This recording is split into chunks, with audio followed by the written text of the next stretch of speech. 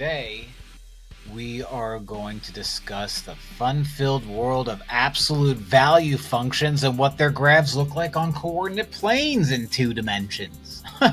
Just like you've always wanted. Now we know what absolute value is, makes things positive. Even if it is positive, it makes it positive still, keeps it that way.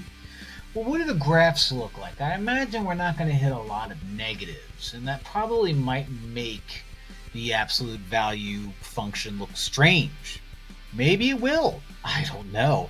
I guess there's only one way to find out. This is the most basic form of an absolute value function that you will ever see.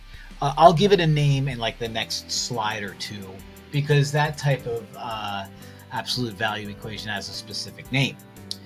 What I'm going to do is I'm going to graph this by picking a couple x values. I'll pick 7 of them, and I'll do -3, -2, -1, 0, 1, 2, 3. And what I'm going to do is I'm going to pick those x values right there.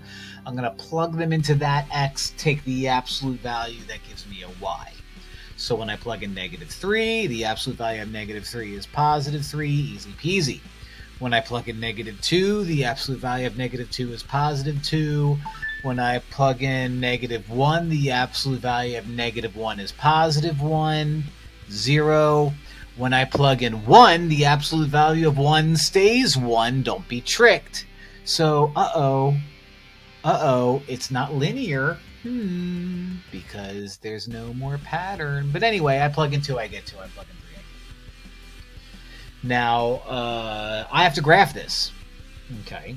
So I've got -3, +3 looks like that. -2, +2 looks like that. -1, +1 looks like that. 0, 0, 1, 1. 1, 2. I'm sorry, 2, 2, like out of ballet. And 3, 3. And I think we know what's going to happen either way. That guy's going to go like that. That guy's going to go like that. And we have a V. A V for vendetta. Now, this doesn't go anywhere in the negatives because it is simply a function that makes things positive. So basically what this is saying is whatever x you plug in, I'm just going to spit out a positive version anyway. So that's why it goes boink boink, like so. So absolute value functions give me a V because at some point there's a change, there's a shift, there's a break in the linearity, if that's even a word. Well, speaking of words, let's name some of these things. A vertex is where that break happens.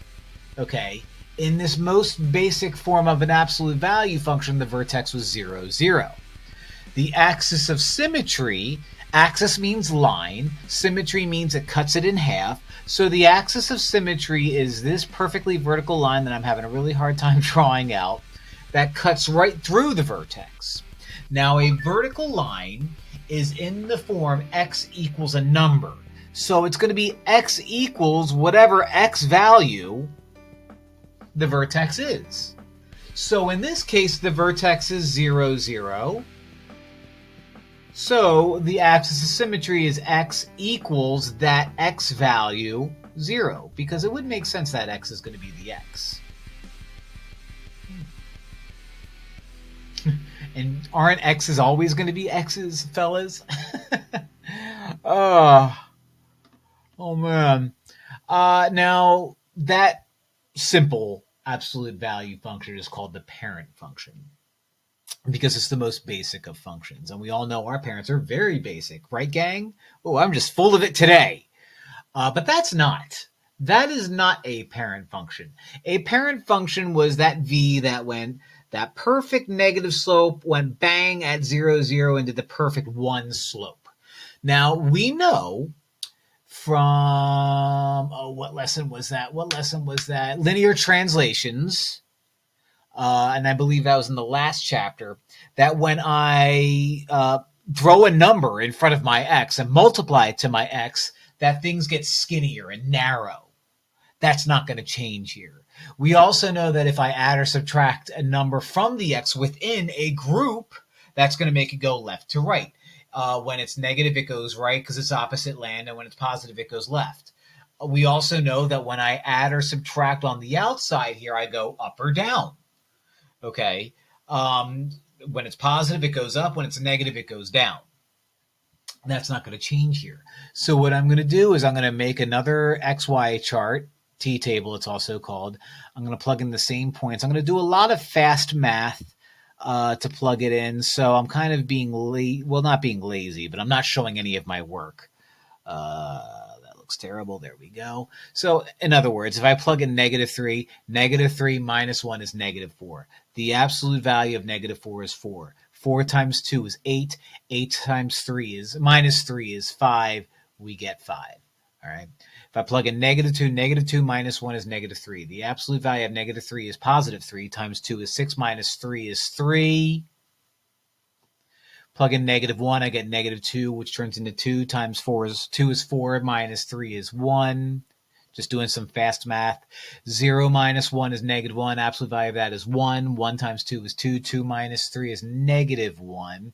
We're seeing a pattern, but I have a feeling that pattern is going to change soon, not be linear anymore. 1 minus 1 is 0. 2 times 0 is 0. Minus 3 is -3. Now is where things are going to change. Things usually change when you hit the number after the opposite of the number here, but that's neither here nor there. 2 minus 1 is 1. Absolute value of that is 1. 2 times 1 is 2. 2 minus 3 is -1. So we're going back. Okay, we broke that linear trend. 3 minus 1 is 2. 2 times 2 is 4. Minus 3 is 1. So we see going down, going up. All right. And let's see where that changes. I have -3, 5, which is right there. I have -2, 3, which is right there. I have -1, 1, which is right there. I have 0, -1. I have 1, -3. I have 2, -1. I have 3, 1, and nothing else. I think I know what's happening. I think I know that these dots are just going to keep going that way, and these dots are just going to keep going that way. Now, what I want to find out is how was that different than the parent function, which looked like that? Well,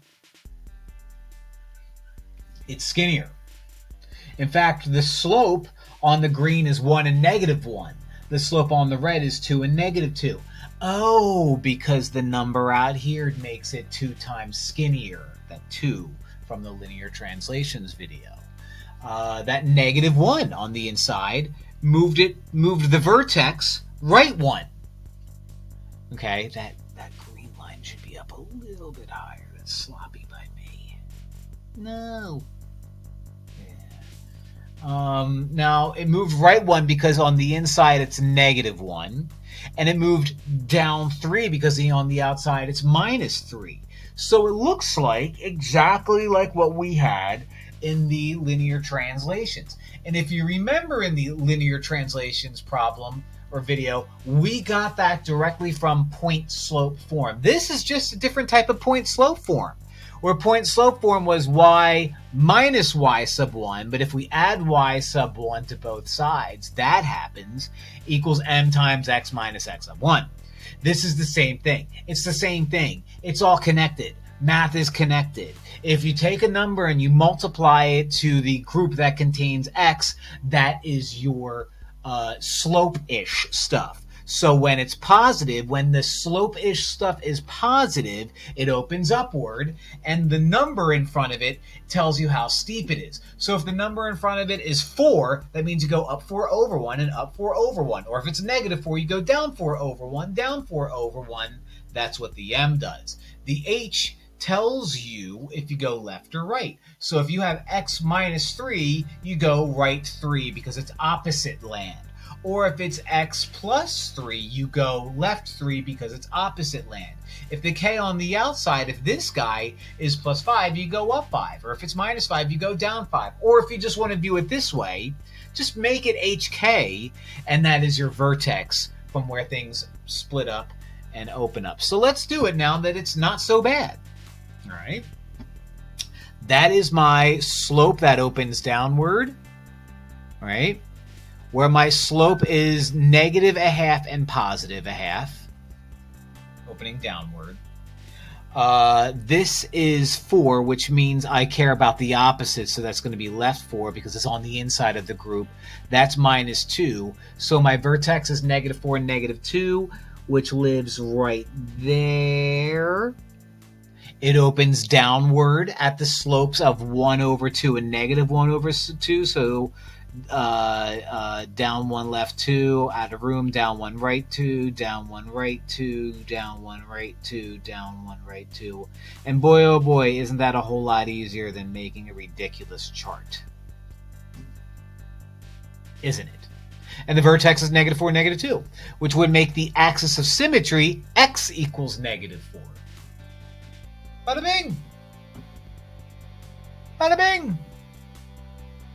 What's the equation for this one? Well, let's write out the equation. It was y equals m times the absolute value of x minus h plus k. My vertex appears to be 2, 3.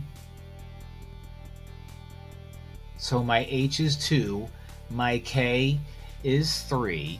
My slope opens downward, so negative. And it appears that the slope is down 1, 2, 3, 4, 5, 6 over 1. So the slope is negative 6. So putting it all together, y equals m, which is negative 6. The absolute value of x minus h, which is 2. Close the absolute value plus 3.